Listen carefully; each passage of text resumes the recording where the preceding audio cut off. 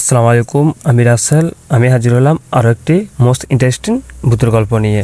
আশা করি পুরো গল্পটি আপনারা উপভোগ করবেন। এই গল্পটি পুরো একটা বাস্তবিক ঘটনা থেকে নেওয়া, একজনের জীবন কাহিনী থেকে।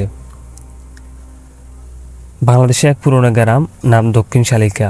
গ্রামটি খুবই শান্ত, চারদিকে ধান খেত, নারকেল গাছ, আর মাঝখান দিয়ে গেছে একটা সরু মাটির রাস্তা।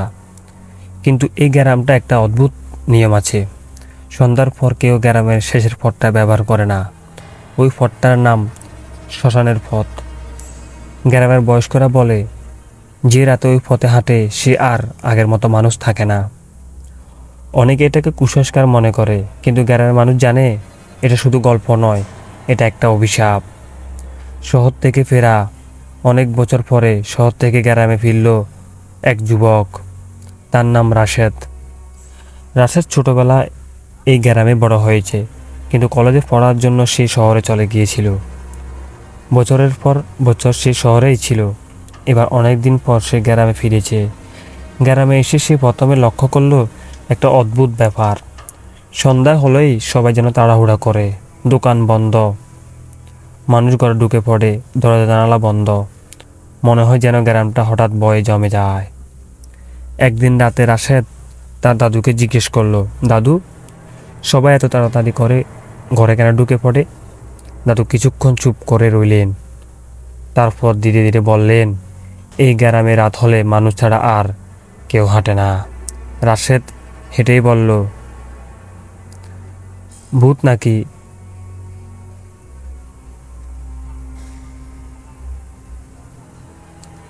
দাদু মাথা নাড়লেন, যদি শুধু ভূত হতো তাহলে এত ভয় পেতাম না। দাদু বলেন, আজ থেকে প্রায় 40 বছর আগে এই গ্রামে একটা ভয়ঙ্কর ঘটনা ঘটেছিল। এক রাতে গ্রামের কয়েকজন যুবক সাহস দেখাতে শ্মশানের পথে গিয়েছিল। তারা বলেছিল ভূত বলে কিছু নেই। সেই রাতে তারা আর ফিরে আসেনি। পরের দিন সকালে তাদের লাশ পাওয়া যায় শ্মশানের কাছে। কিন্তু সবচেয়ে ভয়ঙ্কর ব্যাপার ছিল, তাদের মাথা উল্টো দিকে ঘুরেছিল। কেউ জানে না কিভাবে এটা হয়েছে। ডাক্তাররা বলেছিল এটা মানুষের পক্ষে করা সম্ভব না। তারপর থেকে গ্রামের মানুষ ওই পথ এড়িয়ে চলে, কারণ রাত হলে নাকি সেখানে দেখা যায় উল্টো মাথার মানুষ। সেদিন রাতে রাশেদ ঘুমাতে গেল। গ্রামটা খুব শান্ত, ঝিঝি পোকার শব্দ ছাড়া কিছুই নেই। হঠাৎ রাত প্রায় একটা, তার ঘুম ভেঙে গেল।